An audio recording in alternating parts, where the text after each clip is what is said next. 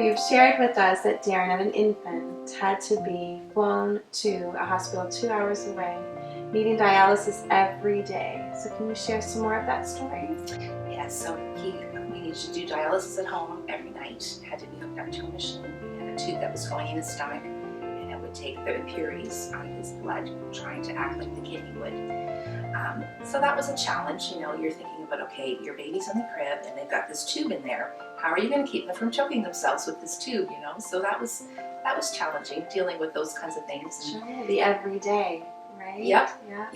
And then when he was big enough, they said, okay, we'll be able to do the transplant now. So he was 3.5. Okay. And my husband and I were both matches, but my husband decided he would give a kidney to Darren. And so that was done in Toronto.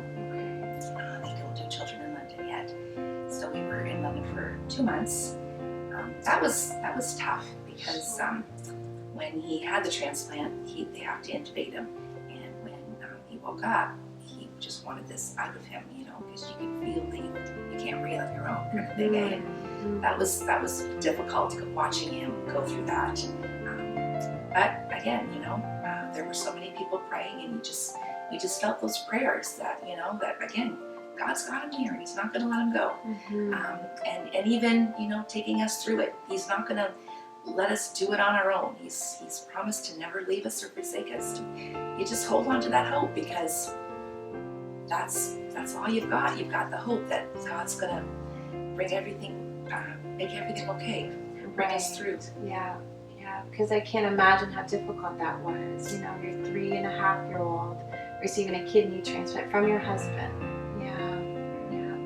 So you talked about prayers and support of others. What other sort of things would have helped you in that time? Just even the family support was just incredible, because when we were in Toronto, our older 2 children, then at that time so Darren was 3, so they were 10 and 12. So, you know, they were basically abandoned for 2 months.